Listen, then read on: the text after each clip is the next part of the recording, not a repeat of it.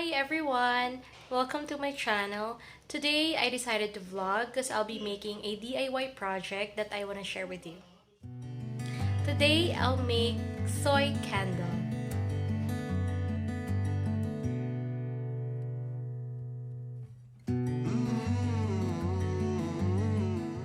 Gagawin natin for today is yung soy wax candle. Ipapakita ko muna yung mga ingredients and tools na gagamitin natin. The ingredients, we only need the soy wax. Since pure soy wax candle yung ating gagawin, this is what we only need. And of course, meron tayong wick, yung mitya niya, and the metal tab para madikit sa ilalim ng container natin yung wick natin. And of course, yung paglalagyan natin ng melted candle or yung magiging lalagyan ng kandila, you can reuse any jar, glass jar na meron kayo or tin can na meron kayo at home. Kung meron kayo mga candle na ubos na sa bahay, pwedeng-pwede rin yun. Kailangan din natin ng tape. Ayan, para madikit natin yung metal top at the bottom. Meron lang ako ditong here. Next, yung bowl na kung saan natin imi-melt yung ating soy wax. And dapat heat resistant siya. Dapat kaya niya yung init. Meron lang akong stirrer. So, ayan lang siya. Para i-stir lang natin. And para maka-help para mag-stay yung na straight yung ating wick. I'll show you later. Gumagamit lang ako ng chopstick.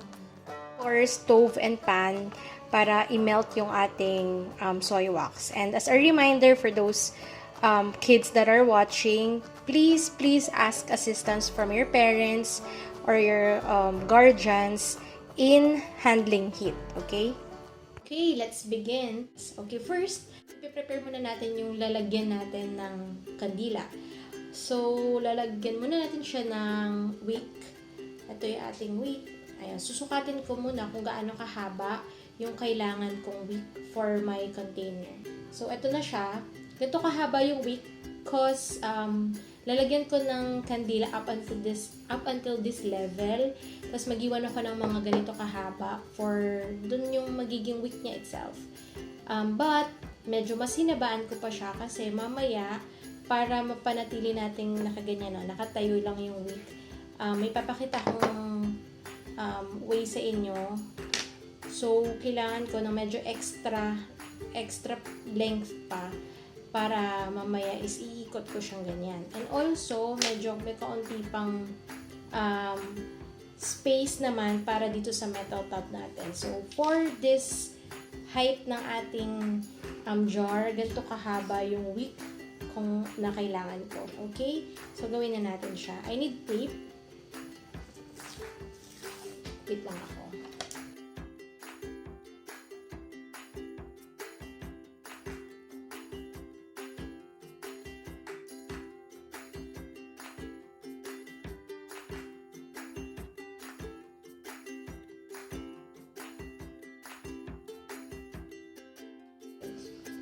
So, gagawin ko lang, ipapasok ko lang yung dulo sa loob ng metal tab.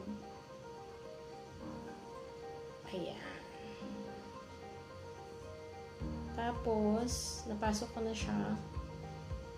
Tapos, titapan ko lang para hindi siya gumalaw. Ayan. Tapos, titapan ko lang. Maliit lang na tape. So, para hindi siya gumalaw. So, ganyan na itsura niya. Ganito na itsura niya. Okay, so ayan na siya. And then, ididikit natin sa ilalim.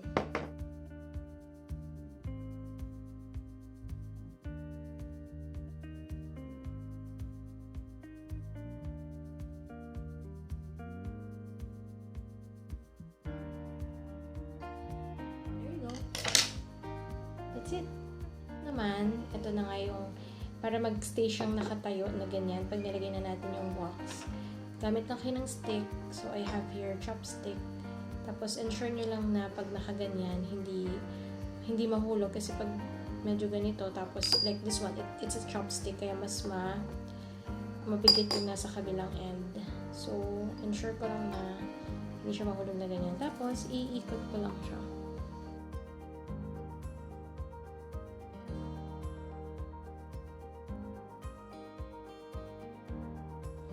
So, ayan, nakatayo na.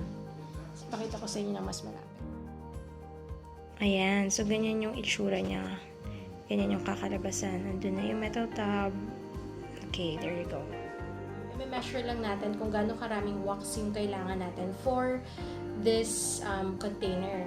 Ang tatandaan nyo lang, kung gaano kalaki yung container na gamit nyo, doblehin nyo lang yung dami ng wax naman na ilalagay ninyo. So, for our case, since this is what we need, yan, lagyan ko lang siya.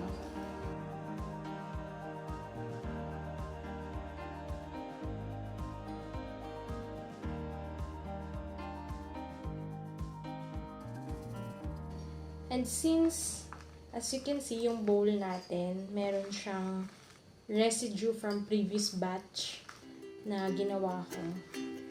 Medyo babawasan ko ng kaunti yung kukunin kong wax kasi sayang naman yung, for sure magagamit, mamamelt din ulit yung natirang wax sa previous batch at makakadagdag dito sa ating batch now.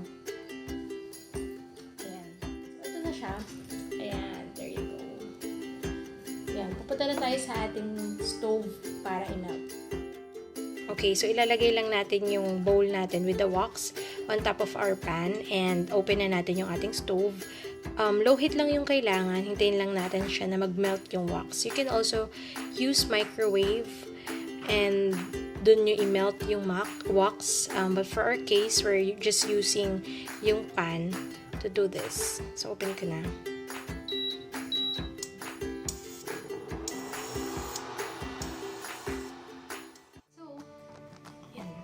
While waiting for our wax to melt, I would just like to share with you 3 reasons why I make my own candle. Okay, number 1, it's cheaper. My husband likes scented candles and alam naman natin that commercial ones tend to be really expensive. And in making my own, mas nakakatipid ako. I can buy the ingredients in bulk, reuse old jars, so ayun. Number 2, I know exactly what's in there. It's important that we know the things that are in our food or the products that we use. And in making my own, I have the liberty to outsource good ingredients that are okay for our health. For example, the soy versus paraffin. And you can do your research pa to know yung mga options na mas okay for our health. And also some fragrances, some nasty chemicals are hidden in fragrances that are being mixed to the commercial ones that are being sold out there. Okay, so number 3, I can be creative. I am not a creative person and being able to express kung ano mang kaunting creativity ang meron ako in doing things like this is really great. I can add dried leaves, if I have some crystals, if I have beautiful mugs na pwede kong magamit para maging container. So, the possibilities are endless. So, ayun. Ang dami actually mga peg na pwedeng sundan in Google, in Pinterest. So, search lang ako. So, ayun. Let's see na if okay na yung wax natin.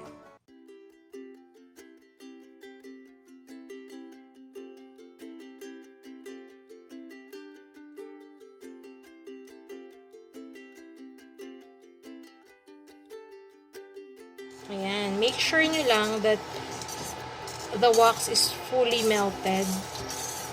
Kung may nakikita man kayo mga something, it's just from my previous batch na ginawa.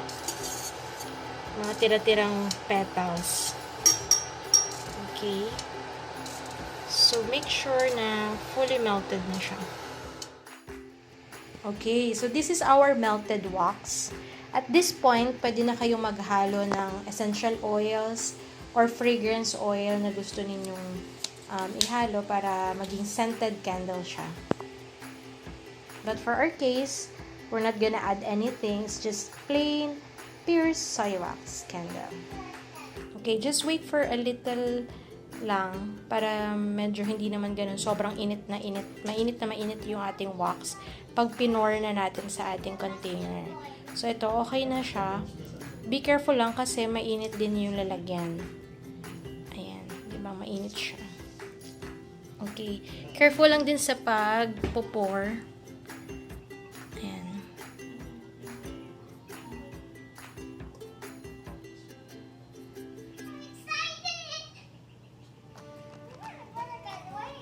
Okay, may sobra pa.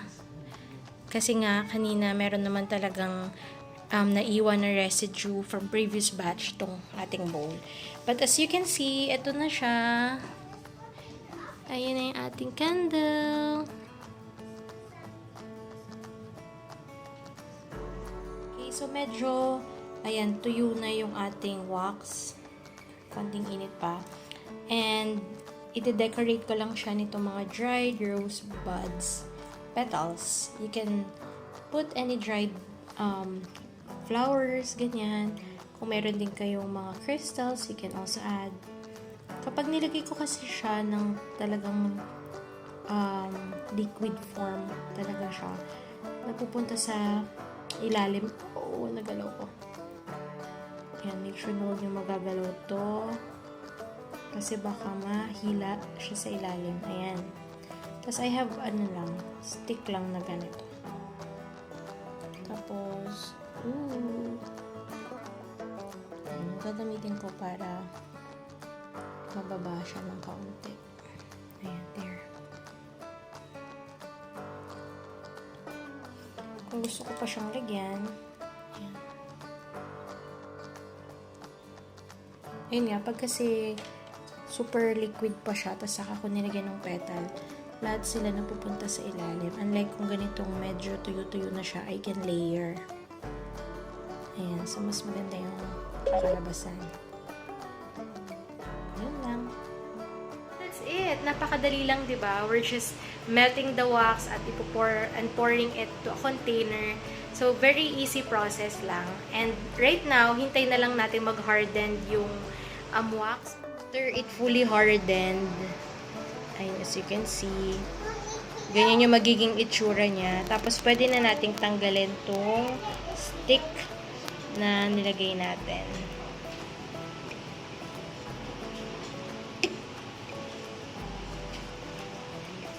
Ganyan lang.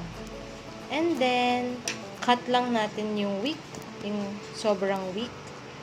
And then, ready na yung ating candle. Go, ito na yung candle natin. Pwede nyo na siyang gamitin.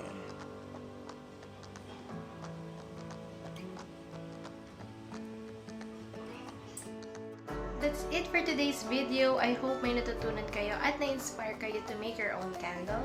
And if you want more videos like this, please subscribe to my channel as I share our simple ways of living, things about homemaking and sustainability. Thank you so much. Also hit the bell notification para ma-inform kayo every time I have a new upload.